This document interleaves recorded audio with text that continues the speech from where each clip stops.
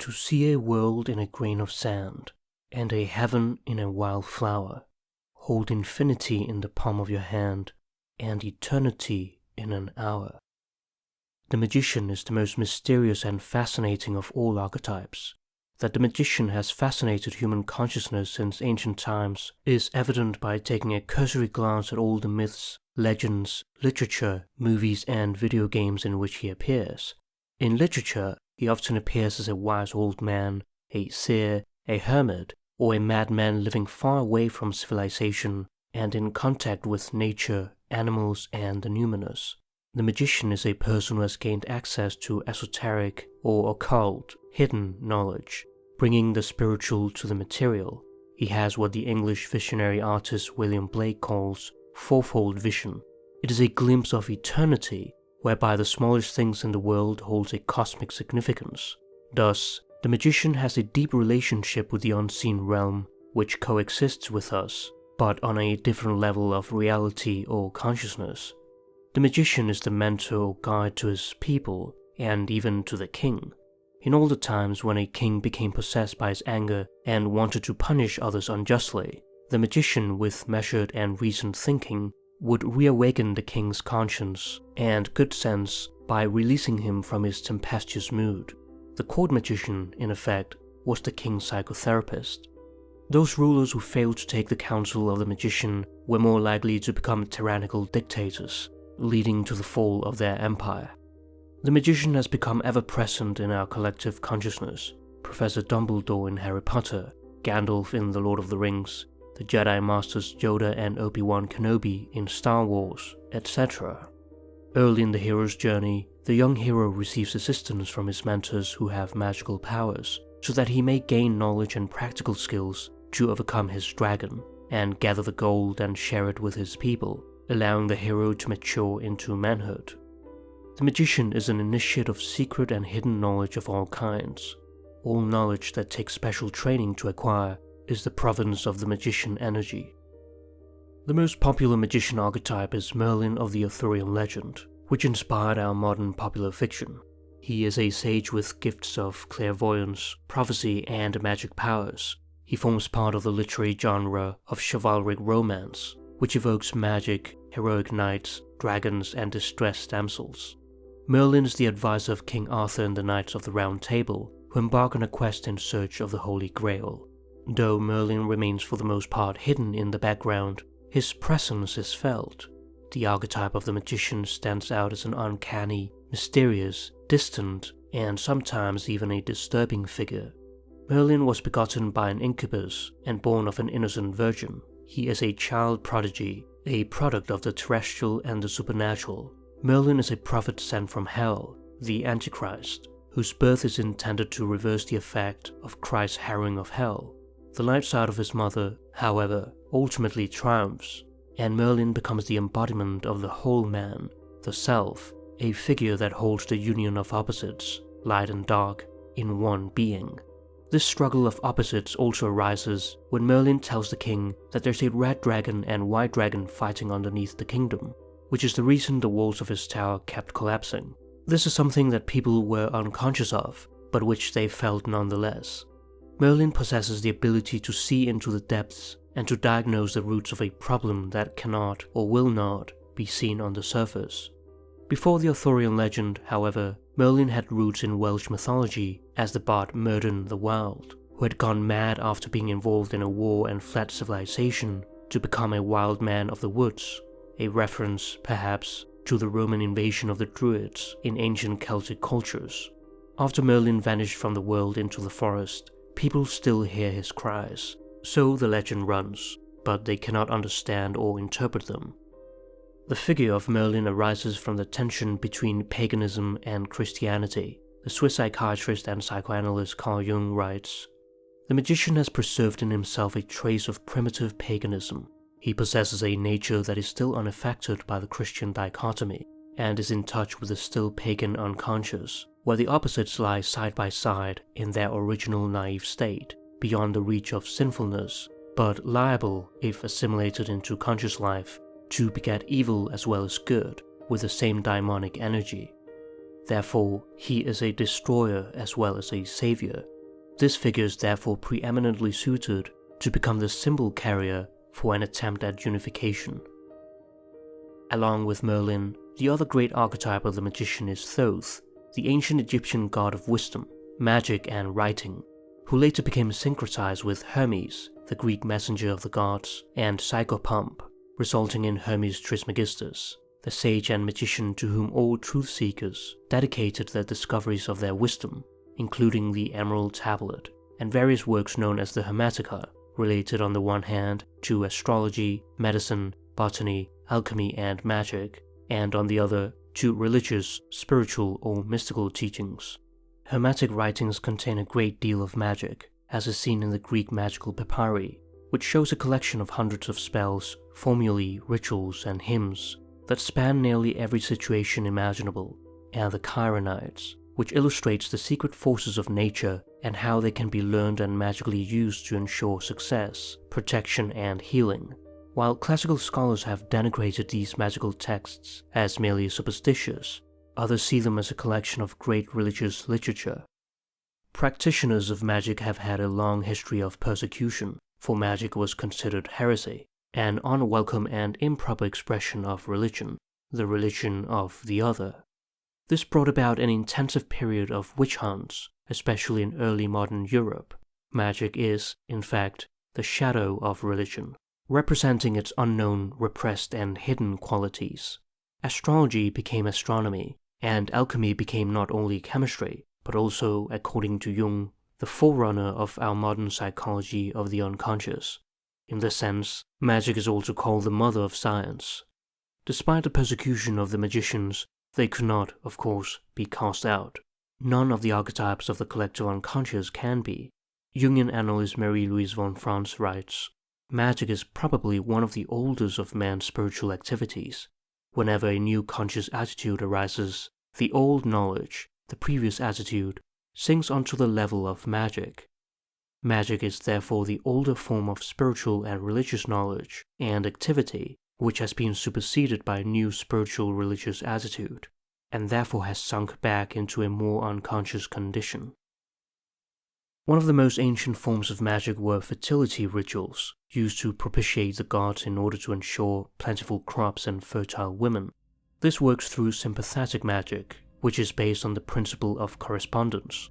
It proposes that one can influence something based on its resemblance to another thing, like affects like, such that forces of nature are to be influenced by the act carried out in the ritual.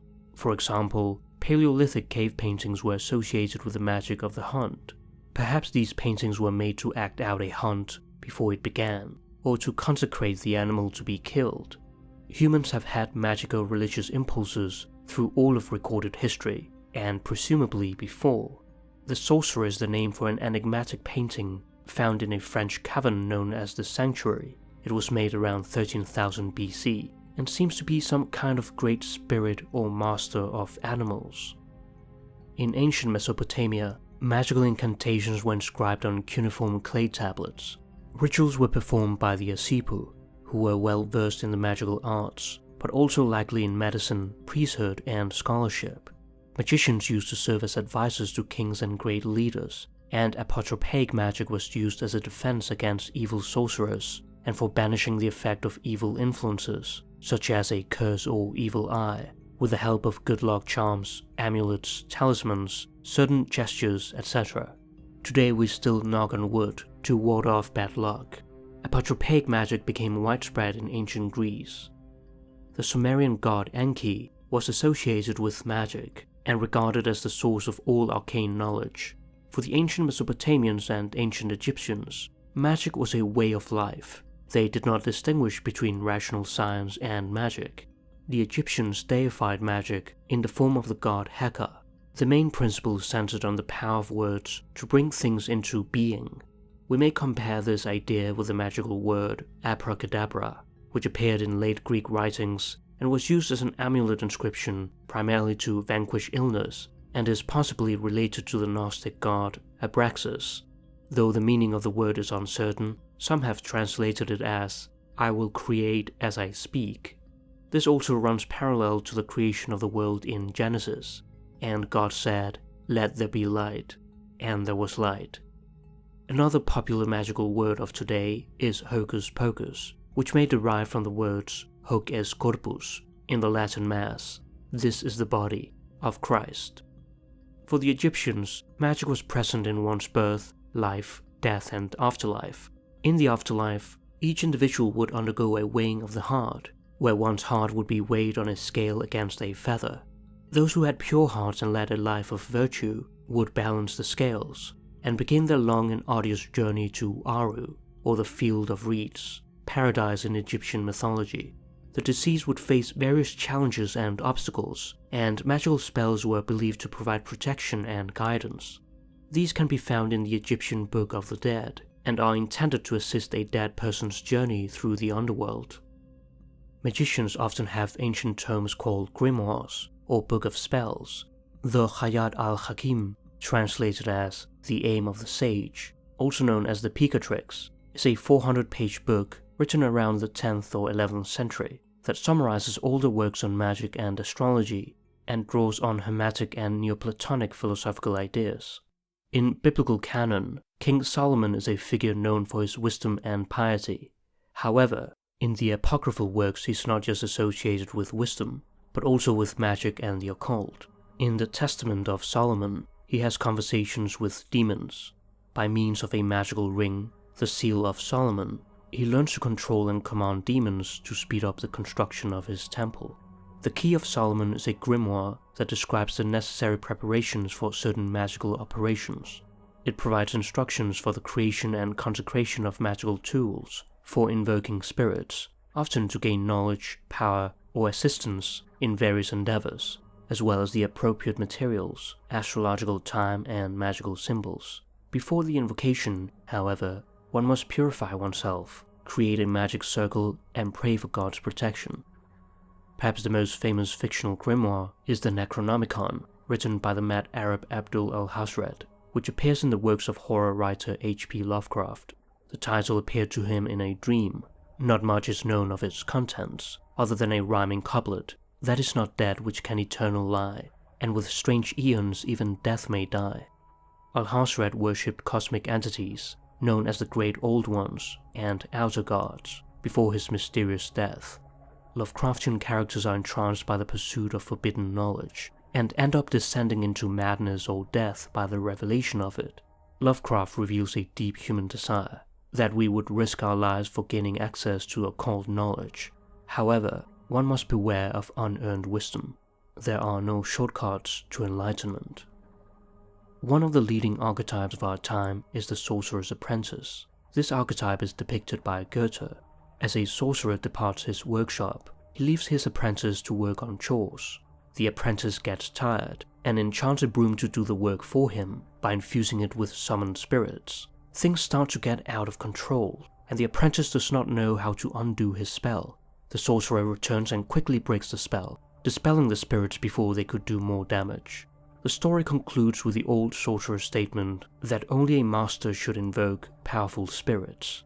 As Goethe famously states, "The spirits that I summoned, I now cannot rid myself of again."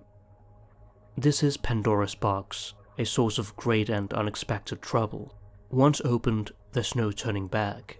The archetype of the Sorcerer's Apprentice portrays the zeitgeist of the 21st century: nuclear energy, genetic engineering, cloning, virtual reality, artificial intelligence, etc.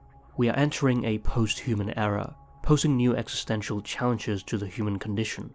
We have built a system which we cannot live without, and yet the individual within the system can be done away with. As time moves on, technological inventions may become extensions and replacements of our muscles, our nervous system, our brain, our eyes and ears, and even our reproductive organs, to such an extent that the boundaries between biology and mechanical contraptions have all but disappeared. Materialistic science, in its effort to gain knowledge about the world of matter and to control it, has engendered a monster that threatens the very survival of human existence.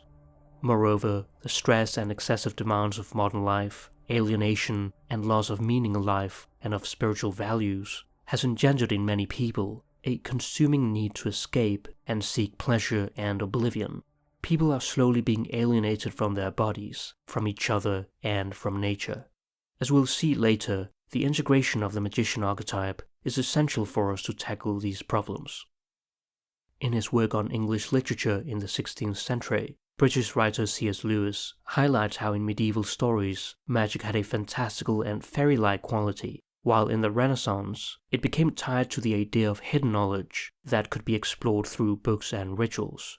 Scholars immersed themselves in mysterious books, pronouncing terrible words, and souls were endangered. Magic became a potentially dangerous pursuit. The German magician, alchemist, and astrologer Johann Georg Faust appears as the archetypal adept of Renaissance magic in the 15th and 16th centuries, becoming the subject of folk legend after his death.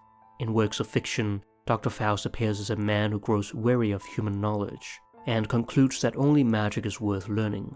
He signs a blood pact and sells his soul to the devil, in exchange for magical powers for a number of sad years. At the end of the contract, however, he's carried off to hell. Heinrich Cornelius Agrippa's views on magic were revolutionary in this period, and in his 3 books of occult philosophy, he explores the powers of magic and its relationship with religion, rejecting forbidden forms of sorcery. His work is inspired by the Kabbalistic and Hermetic magic of Marsilio Ficino and Giovanni Pico della Mirandola, where the magician's task is to explore the secrets of nature to reveal the wonder of God's work and to inspire more ardent love of the Creator. The Swiss alchemist and physician Paracelsus combined medicine with magic and led a medical revolution. He introduced elemental beings and viewed the cosmos as interconnected, assigning spiritual significance to natural elements. John Dee was an English mathematician, astronomer, and magician who served as advisor to Queen Elizabeth I. He amassed one of England's biggest libraries, which attracted many scholars. Together with Sir Edward Kelly, an occultist and scryer or crystal gazer, they created the angelical or Enochian language, supposed to have been revealed to them by angels during their mystical interactions. Alchemy found a resurgence in this period as well. According to legend, Nicolas Flamel, a French scribe, had discovered the Philosopher's Stone and attained immortality. A notable work is the 12 Keys, attributed to Basil Valentine, likely a pseudonym used by one or more German authors, and published by Johann Tulder in 1599. It presents an allegorical description of 12 steps by which the Philosopher's Stone may be created, allowing one to turn base metals into gold. Mercury, the Roman counterpart of Hermes, is another figure of wholeness who is crucial in alchemy, as he represents the Philosopher's Stone. Jung writes, Mercurius stands at the beginning and end of the work. He is metallic, yet liquid, matter, yet spirit, cold, yet fiery, poison, and yet healing draught, a symbol uniting all the opposites. Historians have distinguished between low magic and high magic. Low magic is folk magic, often associated with simple spells, charms, and witchcraft. It is also called goetia, and was seen as fraudulent or deceptive magic, as opposed to high magic or theurgy, which was regarded as divine magic. We may also distinguish between white magic and black magic. White magic is the use of the powers of nature and of the mind for the service of good. It is selfless and virtuous. All white magic must be backed by strong moral character, which results in greater interior enlightenment, a prerequisite for performing heroic services for mankind. The white magician does not identify himself as the holder of magical power, but rather as a conduit for the divine power, which makes this service possible. The end of all wisdom is to understand the deep relationship between the human being and his creator, and this relationship is agape, the highest form of love, which is selfless and sacrificial, committed to the well-being of others. As soon as one enters into moral decay and uses magic for egotistical purposes, it becomes black magic, a source of fear and dread. The black magician abuses his power for his own selfish gain, in order to control others or inflict harm on others. Thus, when a thing is done to help someone, it is white magic. When it is done for harmful purposes, it is black magic. Jung writes, magic exercises a compulsion that prevails over the conscious mind and will of the victim. an alien will rises up in the bewitched and proves stronger than his ego.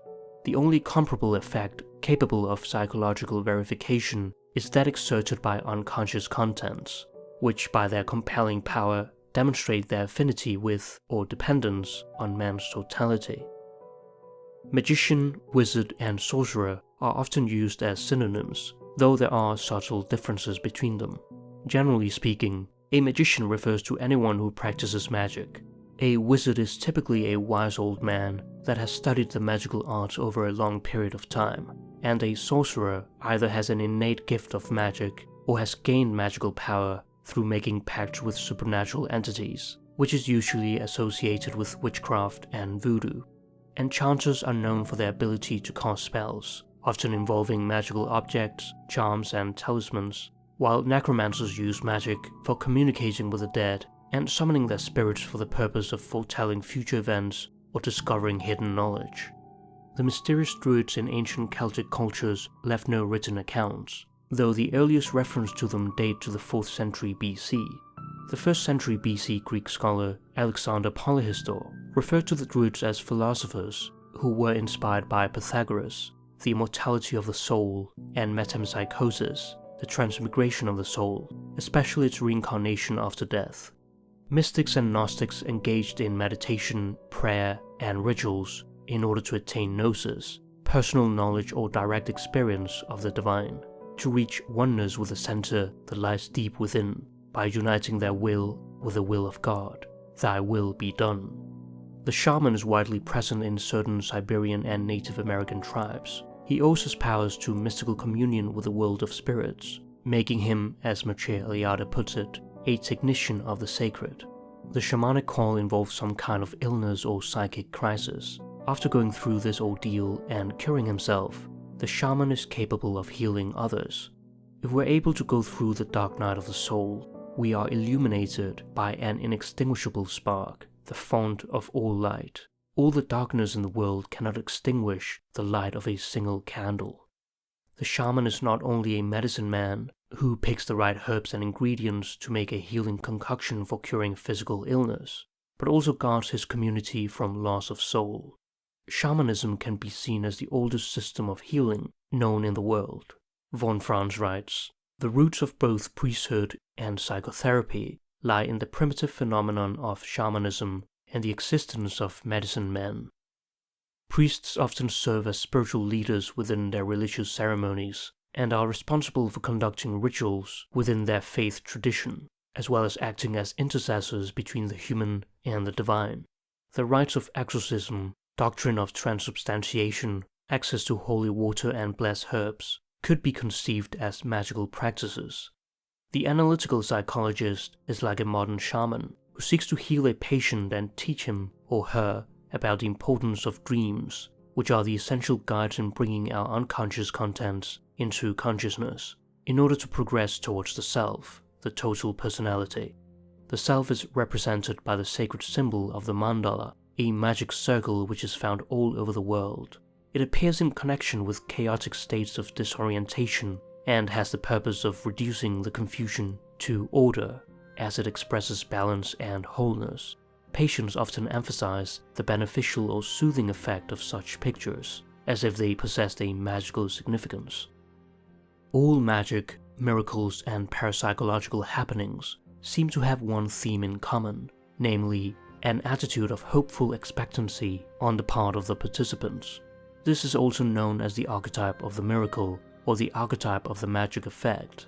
Many of the founders of the great religions often performed miracles. Jesus would make the person whom he healed a participant in the healing. Your faith has healed you. One might say that miracles can only happen in response to a need transcending the ego.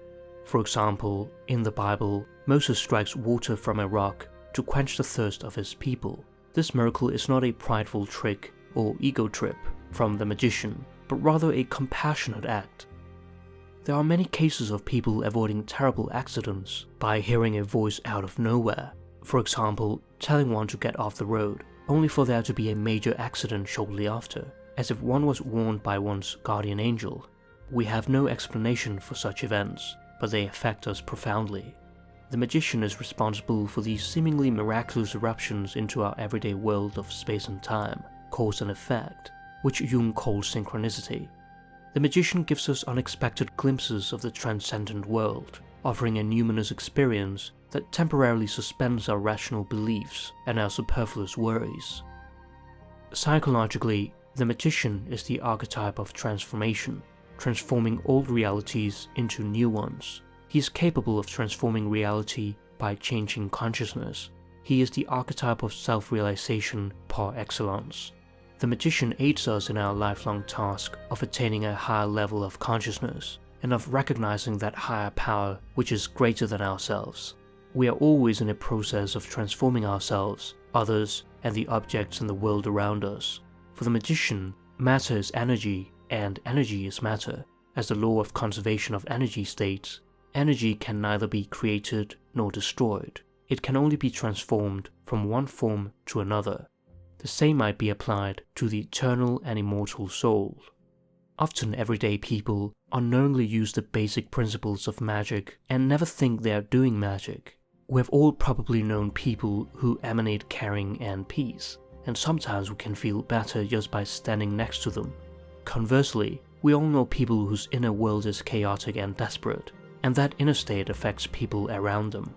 The magician has control over the mystical laws, which are mirror reflections of the physical laws, as the Emerald Tablet teaches us, as above, so below, and as below, so above, to accomplish the marvels of the one work.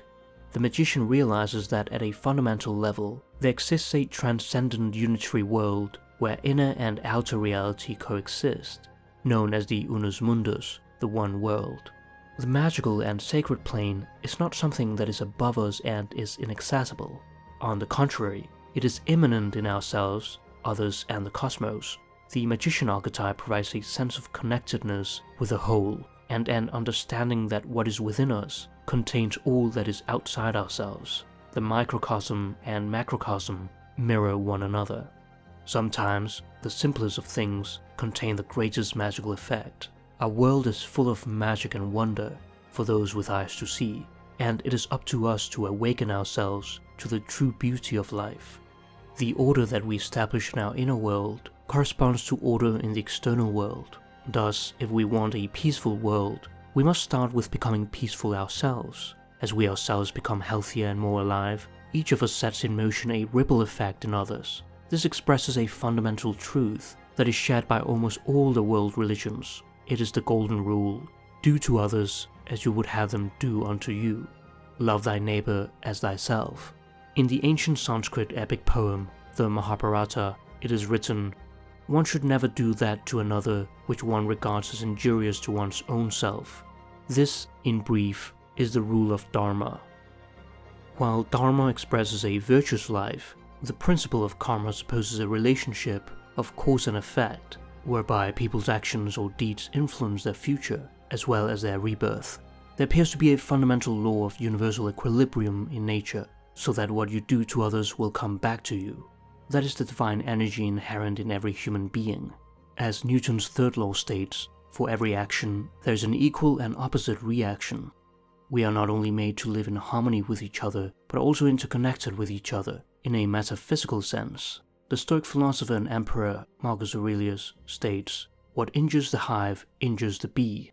When a man does wrong to another man, they are hurting themselves. What you do to others will come back to you, and this may go beyond our physical existence.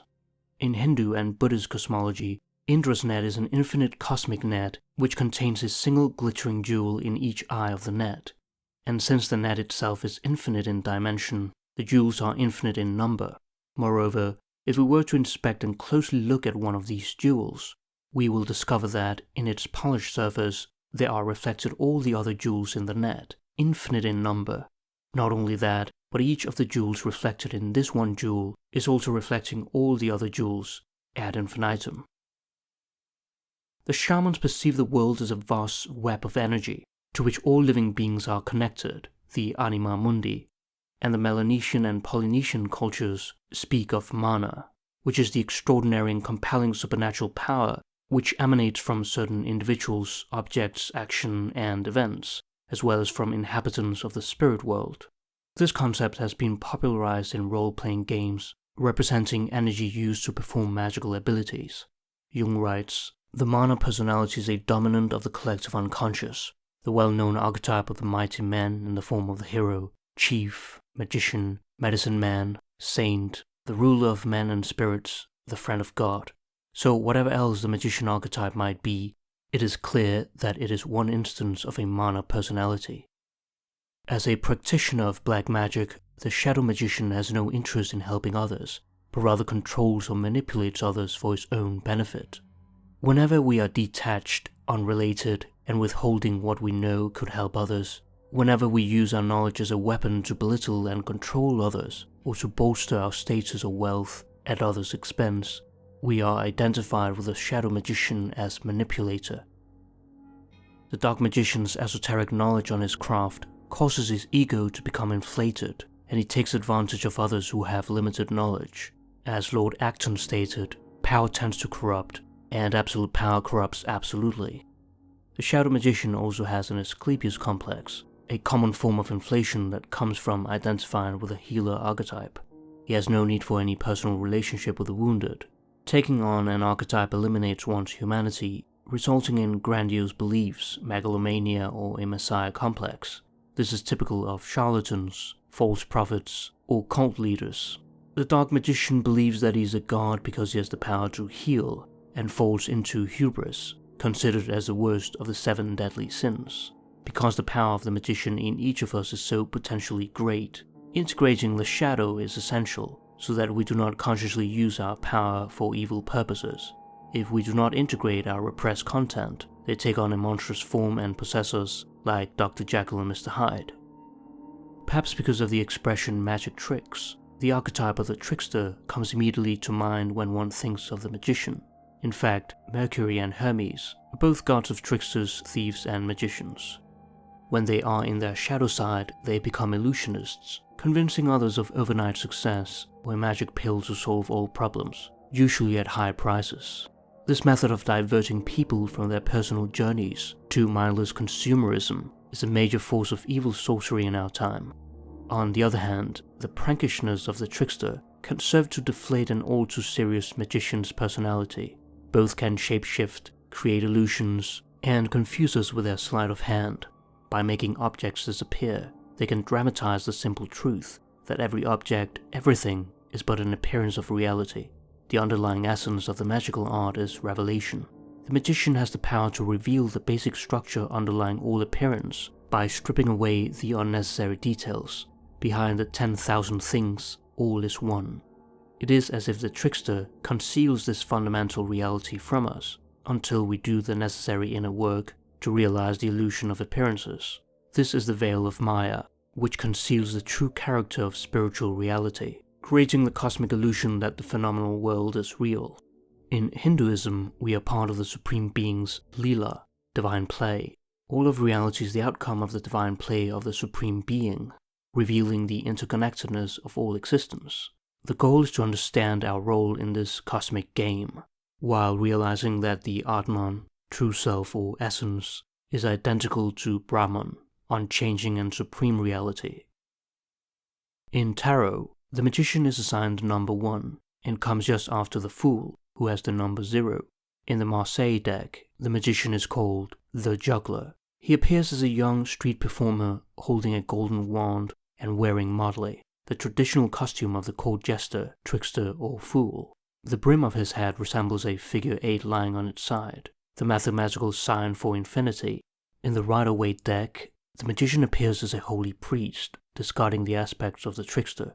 The hat has been replaced by the symbol for infinity, encompassing creation, preservation, and destruction, the cycle of birth, life, death, and rebirth. This may be a hint about the endlessness of the powers of magic. The number 1 symbolizes undifferentiated totality, out of which comes the 2, the opposites, a necessary conflict for the possibility of consciousness, which defines the human being. Elevation, however, is motion toward unity. The magician's task is to unite with the one source, from where we all come from and will return, when the time is right. In Kabbalah, the first letter of the Hebrew alphabet, Aleph, symbolizes the oneness of God. The magician points one hand with a wand to the sky and the other hand to the earth, as above, so below. Or as Jesus said in the Lord's Prayer, "Thy will be done on earth as it is in heaven." The sky, inspiration, dreaming, vision, is grounded in the facts of everyday existence. Both are equally important. Real power comes from recognizing our dependence on the earth, on other people, and on our spiritual source. Thus, many traditional shamans begin their work by consciously connecting with and thanking the earth, the four directions, the people they love most, including their teacher, and finally the spiritual power they serve. In the Red Book, Jung dedicates a chapter to the magician. He meets Philemon, his inner wise old man and magician. When Jung talks to him about what magic is, Philemon replies that magic happens to be precisely everything that eludes comprehension. One cannot understand magic. One can only understand what accords with reason. Magic accords with unreason, which one cannot understand. Jung writes, "The practice of magic consists in making what is not understood understandable in an incomprehensible manner." Magic will never be lost to humanity, since it is reborn with each and every one of us. We need magic to be able to receive or invoke the messenger and the communication of the incomprehensible. We must accept that the world comprises reason and unreason, and that magic remains a mystery until one attains gnosis. Then one might say, as Jung did when asked if he believed in God, "I don't need to believe, I know." Jung writes, "This magical power allows itself to be neither taught nor learned. Either one has it or does not have it. Now I know your final mystery. You are a lover. You have succeeded in uniting what has been sundered, that is, binding together the above and below. Have we not known this for a long time? Yes, we knew it. No, we did not know it. It has always been this way, and yet it has never been thus. Why did I have to wander such long roads before I came to Philemon, if he was going to teach me what has been common knowledge for ages? Alas, we have known everything since time immemorial, and yet we will never know it until it has been accomplished. Who exhausts the mystery of love?" If we listen to our inner voice, conscience, or intuition, despite our awareness that others might think what we're doing is crazy, we awaken the inner magician. The magician's path is a lonely one. By delving into one's own psyche and inner images, one can bring the unknown into the known, the unconscious into consciousness. That is magic, and that is the purpose of Jungian psychology. When we dedicate time, energy, and resources to something, cooking, music, painting, writing, etc., we're working on integrating the magician archetype, which is part of the individuation process. The magician not only works on perfecting his art for practical purposes, but also has extensive knowledge about it and its connection with one's way of life. Much of our inner negativity results from repression. The issue is not to get rid of it, but to transform it by allowing it to resurface, be acknowledged, and take on a new form. It is possible to learn to transform emotional energy once we learn to feel our feelings fully. We can see this in our personal relationships, when we talk through our pain or anger and come out the other side feeling more intimate and loving than before. When a person opens to feel with another person's pain and move through it with the other person, it is often the case that both feel better in the end. The power of words is evident in psychoanalysis, the talking cure. We know the problems in our outer life reflect our inner state, but it can be very painful when we are incapable of healing ourselves. The highest form of healing is the balance between body, soul, and spirit, good nutrition and exercise, a connection with our innermost self, and staying true to our spiritual source. Often magic is as simple as prayer. Many magicians simply ask for what is needed: health, forgiveness, transformation, resources. As long as it is reasonable and within the humanly possible, one can attain it. The answer comes from the wisdom of a power greater than one's own. Hence the saying in Matthew 7:7, "Ask and it will be given to you. Seek and you will find. Knock and the door will be opened to you." Interestingly, the number 7 is considered the most mystical of all numbers, symbolizing fullness and completion, as it is the day God finished his work, blessed it, and rested. It is the most repeated number in the Bible. All of the great inventions and wonders of the world first existed as images in the unconscious. As we paid attention to them, we brought them into consciousness and solidified them into the external world. The magician brings the realm of fantasy and imagination into reality. By visualizing it, he creates it. In numerology, this corresponds to the master number 22, Master Builder, who is the most capable of all in making his or her dreams come to fruition. To some extent, thoughts create reality. Belief is not trivial, it has tangible results. The power of the mind can even heal sickness, as is seen in placebo-controlled studies. In New Age thought, the law of attraction supposes that positive thoughts bring positive results, and negative thoughts bring negative outcomes. Psychologically, however, it is too one-sided. We must not impose our will on reality, but surrender to both the positive and the negative, which must coexist, for that is the fundamental reality of the human condition. It is their synthesis, not the repression of the negativity, that brings about the fullness of being, of psychic wholeness, balance, and harmony. Positive thinking should never be used to avoid responsibility for the harm you do to yourself or others. When we do harm, we need to ask for forgiveness. When we can do so honestly, we should also make amends in some way. The magician always practices some kind of ritual.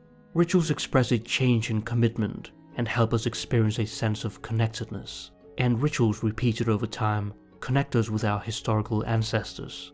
Individuals and traditions differ on the details of such practices: meditation, active imagination, prayer, and theogens, etc. Psychologically, the idea is to align your consciousness with your unconscious, so that your unique story may be unfolded in life. Like fruits and flowers, our life experiences are products of nature. They grow spontaneously in our garden, awaiting discovery for the nourishment of our soul. The magician journeys to another world through altered states of consciousness. We all enter these altered states, but most of us choose not to become very conscious of them. These, however, open us to a deeper wisdom and a connection with the transpersonal that greatly improves the quality of the rest of our lives. One way to awaken the magician within is simply to become conscious as we enter these other planes of reality. Synchronicities become more frequent. Inner images suddenly materialize in our outer reality without any causal connection, just as if we had conjured them forth, or as if the synchronistic event must hold a special message for us. How one goes about decoding the meaning of such an event is part of the integration of the magician archetype. Many people attempt to meditate and implant favorable images in the unconscious by self-hypnosis or other techniques. However, one cannot manipulate the activities of the unconscious by willpower. The unconscious is, by definition, unconscious. A more useful technique, as has been practiced since ancient times, is to simply observe one's inner thoughts, feelings, and images, and allow whatever pictures to appear in the mind's eye.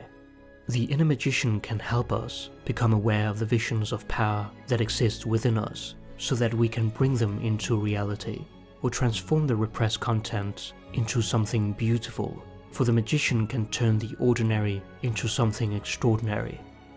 Our inner images yearn to be born, struggling against our indifference to free themselves from the unconscious, like a stone held captive, waiting to be released by the sculptor.